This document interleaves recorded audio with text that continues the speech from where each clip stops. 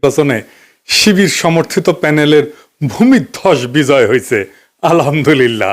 ছাত্রদল সমর্থিত প্যানেলের VP candidate fight দিছে, তাও শেষ রক্ষা হয় নাই। যদিও ছাত্রদল প্যানেলের ভিপি ক্যান্ডিডেট কিন্তু গণ অধিকার পরিষদের, ছাত্রদল করা ছাত্র না। শিবির সমর্থিত প্যানেলের জন্য শুধু না, এটা জগন্নাথ বিশ্ববিদ্যালয়ের জন্য একটা ইতিহাস যে এটা জগন্নাথ বিশ্ববিদ্যালয়ের প্রথম ছাত্র সংসদ নির্বাচন। সকল জরিপ, বড় দল, বাঙ্গ মিডিয়া, বাঙ্গ সুশীল এবং গোয়েন্দা সংস্থার পরিকল্পনা ব্যর্থ করে দিল সাধারণ ছাত্রছাত্রীরা এইভাবেই। পুরনো আচার ব্যবহার দেখে এই সাধারণ ছাত্রছাত্রীরা তারা ছাত্রলীগের চাইতে কিংবা ছাত্র দলের চাইতে কিংবা অপরাপর সংগঠনগুলির চাইতে তাদেরকে ভালো মনে করেছে, ভোট দিয়েছে। আগামী 1 মাসের মধ্যেই যদি এই সমস্ত ক্যাম্পাস আবার ভোট হয়, আমি আপনাকে লিখে দিচ্ছি ছাত্র শিবির পাশ করবে না।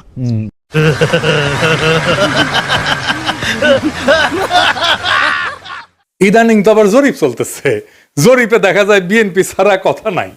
70% লোক নাকি বিএনপি রে ভোট দিবে। এমিনেন্স একটা জরিপ করেছে, ওর মালিক আমার মেডিকেলের 3 বছরের জুনিয়র জাসদ করেছিল। ওর এনজিও হেলথ নিয়ে কাজ করে ওই এমিনেন্স, এখন নতুন ধান্দাবাজিতে নামিছে।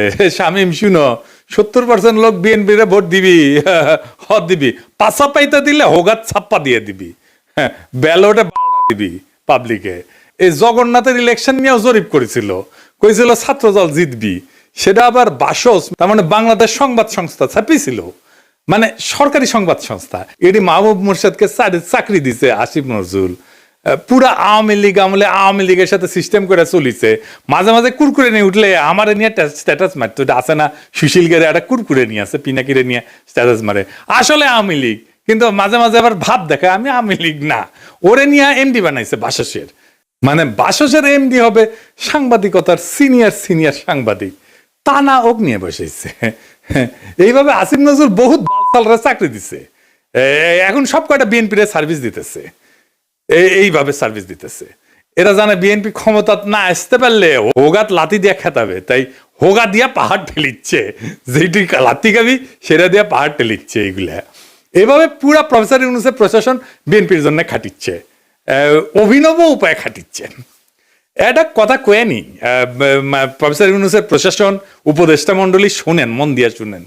বৃহত্তর বিএনপির প্রফেসর ইউনূসের উপদেষ্টা পরিষদের শাখার সদস্যরা এবং প্রশাসনে বিএনপির লেসপেন্সাররা শুনে রাখেন, আপনারা রাষ্ট্রের কর্মচারী, ওই রাষ্ট্রের মালিক জনগণ, বিএনপি না। মাথায় রাখেন, একদিন না একদিন জনগণের সরকার আসবে ক্ষমতায়, সেদিন কিন্তু কোনো ছাড় পাবেন না। সেই সরকার প্রফেসর ইউনূসের সরকারের মতো ধ্বজভঙ্গ সরকার হবে না, সেই সরকার হবে জুলাইয়ের আগুনে উদ্দীপ্ত সরকার। হোগার চামড়া কিন্তু তুলে নেওয়া হবে, মাইন্ড ইট, পলাহে পারবেন না। রাষ্ট্রের কর্মচারী হিসেবে নিরপেক্ষ থাকবেন, সামান্যতম পক্ষপাতিত্ব করবেন তো সেইটার কাফফারা দিতে হবে, মাপ নাই, সেই কাফফারা ভয়ঙ্কর হবে, সরি কওয়ার কলে টাইম পাবেন না। এবার আসেন আমরা দেখি কেন ছাত্রদল এভাবে হারিচ্ছে, আর নাম হয়েছে হারু পাট্টি। হ্যাঁ বুঝেছাও। এই আলাপগুলো আমরা অনেক আগের থেকেই করিচ্ছি। প্রথম কারণ হইতেছে তাদের দীর্ঘদিন ছাত্রদলে কোনো রিক্রুটমেন্ট নাই, নতুন ছাত্র ঢোকেনি, না ঢুকলে দল থেকে। আওয়ামী বিরোধী ছাত্র রাজনীতি তো বন্ধ থাকে নাই, তাই না? ওরা কয় যে শিবির আছে কারণ ওরা গুপ্ত রাজনীতি করছে, তা আওয়ামী বিরোধী ছাত্র রাজনীতি কি বন্ধ ছিল? ছাত্রলীগের লুঙ্গির তলে ছিল নাকি শিবির? নূরের দল তাইলে কেমনে তৈরি হইল? নাহিদ আসিফরা কিভাবে তৈরি হইল? ওরা তো গুপ্ত রাজনীতি করে নাই, শিবির প্রকাশ্য রাজনীতি করে নাই, কারণ সে বিপ্লবী রাজনীতি করছে। বিপ্লব মানে এক্সিস্টিং সিস্টেমের রাপসার, এটার ভেঙে ফেলতে হয়। যেই শক্তি প্রকাশ্য সে ইতিমধ্যে রাষ্ট্রীয় নজরদারির ভিতরে থাকে, তাই সে রাপসার করতে পারে না এক্সিস্টিং সিস্টেমকে, বিপ্লবী হইতে পারে না।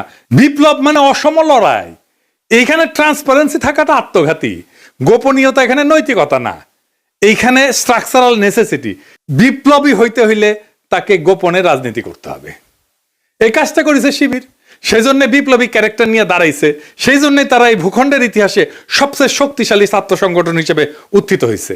গুপ্ত ছিল, ছাত্রলীগের লুঙ্গির তলে ছিল, এইসব বইলা লাভ হয়েছে কেন? বালটা হয়েছে, হয় নাই, হবেও না। এইবার দ্বিতীয় ইস্যু, বিএনপির ভুল রাজনীতি। ভুল বলাটা ঠিক না, মানে যেই রাজনীতি করতেছে, মুক্তিযুদ্ধের চেতনা মারাইতেছে, সেটা আত্মঘাতী হইতেছে। ক্রমাগত তারা মুক্তিযুদ্ধের চেতনা ডুবন্ত নৌকায় চইরা নিজের রাজনৈতিক ভবিষ্যৎকে ধ্বংস করিচ্ছে। মানুষজন এই কথা আওয়ামী লীগ আর বামেদের কাছে শুনিছে, তো এখনো শুনে, তাই না?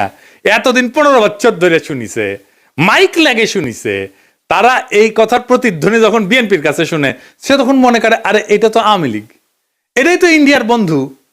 আর সত্যি সত্যি যখন ইন্ডিয়ানদের উচ্ছ্বাস দেখে তারেক রহমানকে নিয়ে, আর তারা প্রকাশ্যেই বলে তারেক রহমান আর বিএনপি তাদের পছন্দের দল, তখন মানুষ দুয়ে দুয়ে স্যার মিলায়। সুবীর ভৌমিকের কথাটা আবার শুনেন, এডিটর সাহেব শুনান। ভারত বাংলাদেশে কোন সরকার চাইবে? খুব সোজা উত্তর আমি তোমায় দিয়ে দিচ্ছি। Awami League is not in election, next best option is BNP, obviously not Jamaat. তারা অলরেডি 50 লাখ লোক নিয়ে জেহার টেয়াদের হুমকি দিচ্ছে, ফলে জামাত অবভিয়াসলি ইন্ডিয়া চাইবে না। অত অনেক কথা, ডিপ্লোম্যাটিক কথা বলে তো লাভ। কানেকশনটা হচ্ছে 71। আমরা একসাথে, আমার সৈন্য এবং মুক্তিযোদ্ধারা রক্ত ঝরিয়েছে, সেই সুবাদে Awami League. This is the historical fact. তো এই জায়গাতে হঠাৎ করে আজকে অন্য কিছু ডাইনামিক্স চলে আসবে, এটা তো আশা করাটাও ভুল। কিন্তু যে গভর্নমেন্ট আসবে তার সাথে ইন্ডিয়াকে তো ডিল করতে হবে। শুনেছেন? এই সুবীর ভৌমিকের কথাটা কাইটে নিয়ে মোবাইলে সেভ করে রাখবেন, আর ভোটার ক্যাম্পেইনে গেলে এটা ভোটারদের শুনেবেন, কাম সারা হয়ে যাবে। ভোটার পাশায় ছাপ দিয়া ভোট দিবে বিএনপি রে। আর তার উপরে যদি দেখে সেই আওয়ামী লীগের অলিগার্ক লবণ কামালদের সাথে তারেক রহমানের হাত মিলায়, তখন পাবলিকে বুঝা যায় এটা সেই আগের বন্দোবস্ত। আমরা হাসিনাকে তাড়াইছি, কিন্তু তার তৈরি বন্দোবস্ত এখনো আছে, আর এই বন্দোবস্তের মালিকানা নিছে বিএনপি। আওয়ামী লীগের এই বন্দোবস্ত, এই শক্তি বিএনপিকে আশ্রয় করে আবার শক্তি নিয়ে ফিরে আসতেছে, যেন আবার চট করে ঢুকে যাইতে পারে। ইউনিভার্সিটি গুলোতে বিএনপির এই অবস্থা হইতো না যদি আমার চাইনিজ বুদ্ধি নিত। সেটা তো বিএনপি শুনবে না, সে শুনবে ভুট্টো সাহেবের কথা। যাই হোক, আমার ক্ষুদ্র ভাতারা কবে আন্নার কাছে দাদা সব স্ট্র্যাটেজি থাকে না, তা থাকে না। তো এই স্ট্র্যাটেজি আমি বানাইবার পারি, কয়া দিতেছি, কমো কয়া দি। এখন তো কয়া দিলেও কোনো লাভ করবার পারবি না, কিন্তু কয়া দি যে কেমনে এটা করা যায় গেল নি। আসেন এটা শুনি দেখি, মজা পাবেন কলে। ছাত্র দলে যে রিক্রুটমেন্ট নাই, এটা তারেক রহমান সহ সব বিএনপি নেতারা জানে, স্থায়ী কমিটি সবাই জানে, স্বীকার করে, কিন্তু এইটারে কেমনে ম্যানেজ করবে সেটা জানে না। এই প্রসঙ্গে একটা প্রফেশনাল গল্প বলি আর কি, খুব বেসিক কনসেপ্টের গল্প আর কি। প্রোডাক্ট লাইফ সাইকেলের মার্কেটিং এর একটা খুব বেসিক কনসেপ্ট। কি সেটা? যে কোনো প্রতিষ্ঠানের, মানুষের, দলের, পণ্যের একটা লাইফ সাইকেল থাকে বা জীবন চক্র থাকে। মানে জন্ম, বেড়ে ওঠা, তারুণ্য, যৌবন, বার্ধক্য, মৃত্যু, মানুষের যে জীবন চক্র ঠিক তেমন একটা দলের বা পণ্যের ঠিক এরকম লাইফ সাইকেল বা জীবন চক্র থাকে। প্রথমে এটাকে বলা হয় ইন্ট্রোডাকশন বা উদ্ভব পর্ব, গ্রোথ বা উত্থান পর্ব, ম্যাচুরিটি বা আধিপত্য পর্ব, ডিক্লাইন বা পতন পর্ব। শিবির আছে উত্থান পর্বে, ছাত্রদল আছে পতন পর্বে। বুঝছাও? এইটা সব দেখে দেন কে কোনটি আছে। এই লাইফ সাইকেলকে চাইলে এক্সটেন্ড করা যায়।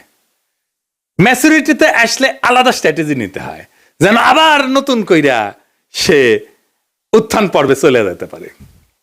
এই পতন পর্ব শুরু হইলেও আবার তাকে উত্থান পর্বে নিয়ে যাওয়া যায় কলে কিছু কিছু বিশেষ ক্ষেত্রে, কিন্তু একটা জায়গা আনা যায় না। সেটা হইতেছে হিস্টোরিক্যাল লেজিটিমেসি কোলাপস যদি হয় পলিটিক্যাল পার্টির ক্ষেত্রে। এটা শুনতে খটোমটো লাগলেও সোজা কলে, খুবই সোজা। মানে আমি যা বইলা আমার বৈধতা আনিছি তার উল্টা কাজ করলে লেজিটিমেসি কোলাপস হয়। এইটা ছাত্রদল আর বিএনপি দুইটারই হয়েছে। বিএনপি মুক্তিযুদ্ধরে তার পলিটিক্যাল অ্যাঙ্কার বানাইছে, উঠি খুঁটি গাড়িছে, কিন্তু বিএনপি ছিল আওয়ামী লীগের মুক্তিযুদ্ধের বয়ানের অ্যান্টিথিসিস। মুক্তিযুদ্ধ হয়েছে বাঙালি জাতীয়তাবাদের স্লোগান নিয়ে, তাই না? সংবিধানে তো ঢুকেছে। তো বিএনপি আসছে বাংলাদেশি জাতীয়তাবাদ নিয়ে। মুক্তিযুদ্ধের চেতনা ছিল ধর্ম নিরপেক্ষতা, বিএনপি আনিছে পরম করুণাময় আল্লাহ তাআলার উপর পূর্ণ আস্থা এবং বিশ্বাস। আওয়ামী মুক্তিযুদ্ধের লক্ষ্য ছিল সমাজতন্ত্র, বিএনপি কইছে না না, সমাজতন্ত্র মানে যদি হয় অর্থনৈতিক এবং সামাজিক ন্যায় বিচার, তাইলে ঠিক আছে, অন্য সমাজতন্ত্র আমি মানি না। বিএনপি ওইটা নিয়ে লেজিটিমেসি পাইছিল, ওই লেজিটিমেসি কোল্যাপস করেছে 2024-এর 5ই আগস্টের পরে, যখন মুক্তিযুদ্ধ। এই জন্যই বিএনপি জিততে পারবে না সামনের ইলেকশনে।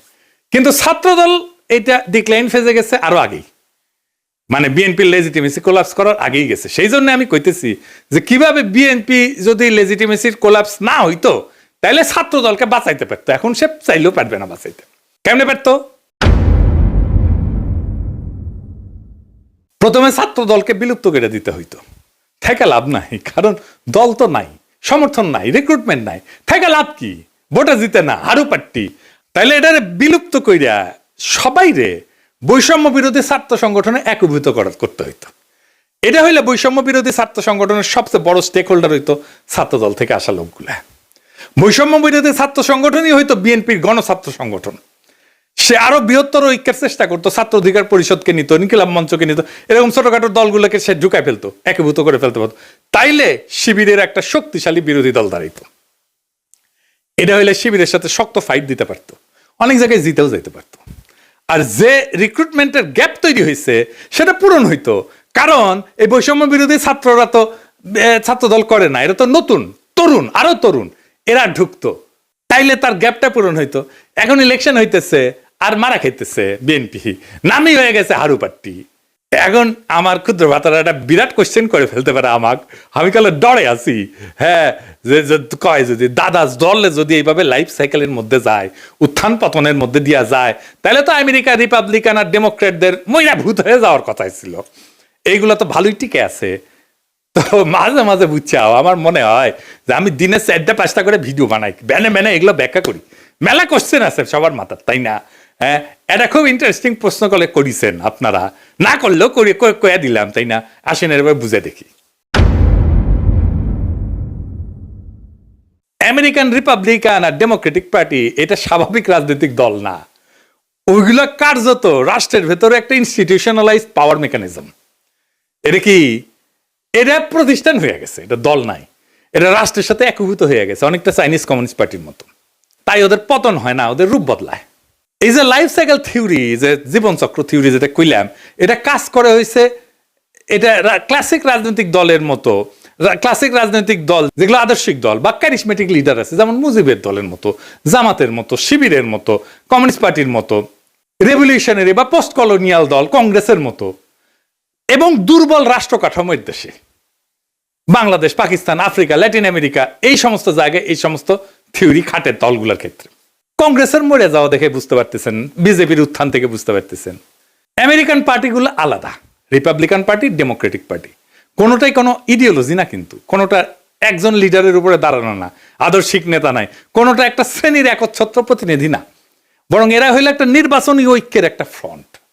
এবং এরা কখনো পতন হয় না কয়েকটা কারণে, আমি এটা করে বলি। এক নম্বর হইতেছে 2 পার্টি সিস্টেম, এখানে 3 নাম্বার পার্টি এসে ক্ষমতার অংশ হওয়া এক্সট্রিমলি ডিফিকাল্ট। সেই জন্য এই 2 পার্টির বাইরে আসলে কেউ যাইতে চায় না, রিস্ক নেয় না। আমেরিকার মানুষ রাগ করলে নতুন দল বানায় না, পুরানো দলের ভিতরে ঢুকায় সেটা বদলানোর চেষ্টা করে। এবং আপনি দেখবেন রিপাবলিকান এবং ডেমোক্রেটিক পার্টি দুটেরই বদল হয়েছে ভিতর থেকে মেলাবার, 1-2বার না। এই কারণে দল ভাঙে না, ভেতরের রূপটা বদলায় যায়। এখানে পার্টি মানে কিন্তু দর্শন আদর্শ না, রিপাবলিকান মানে একটা জিনিস না, কিন্তু একটা পার্টি না। এর মধ্যে রিগানের কনজারভেটিভ পার্টি আছে, বুশের নিউকন আছে, ট্রাম্পের পপুলিস্ট পার্টি আছে, ন্যাশনালিস্ট পার্টি আছে। ডেমোক্রেটিক মানেও এক জিনিস না, ক্লিনটনের নিও লিবারেল আছে, ওবামার টেকনোক্রেটিক পলিটিক্স আছে, বার্নি স্যান্ডার্সের ডেমোক্রেটিক সোশ্যালিস্ট আছে। তাই ভেতরের আইডিওলজিকে নেতৃত্ব দিচ্ছে, সেই আইডিওলজিটা বদলায়, কিন্তু পার্টি থাকে। আর একটা জিনিস হচ্ছে স্টেট পার্টি, একটা ফিউশন হয়েছে আমেরিকা, পার্টি আর স্টেট একসাথে মিলে গেছে। যেমন ধরুন কংগ্রেস ককাস বলে একটা জিনিস আছে, যেখানে 2 পার্টি একসাথে কাজ করে। স্টেট গভর্নর নেটওয়ার্ক যেটা, সেখানে 2 পার্টি একই সাথে সমান শক্তিশালী, থিঙ্ক ট্যাঙ্ক, তারপরে যে ডোনারদের ক্লাস, মিডিয়ার যে ইকোসিস্টেম, এই সবকিছু মিলে এটা একটা সংগঠন না, এটা একটা পাওয়ার ইনফ্রাস্ট্রাকচার হয়েছে। আমেরিকান এলিটদের যে কনফ্লিক্ট, এইটা ম্যানেজ করা হয় এই 2 পার্টির এই সিস্টেমের মধ্যে দিয়া। এই 2 দল আসলে এলিটদের মধ্যে পাওয়ার শেয়ারিং মেকানিজম, জনগণের যেটা ক্ষোভ এটাকে ইনস্টিটিউশনাল চ্যানেলের মধ্যে ঢুকে দেয়।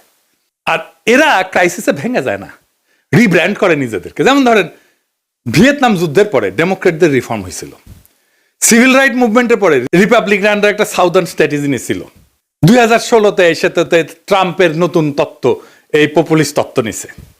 তারা ইডিওলজিক্যাল রিসাইক্লিং করে। তার মানে কি ওরা কখনো মরবে না?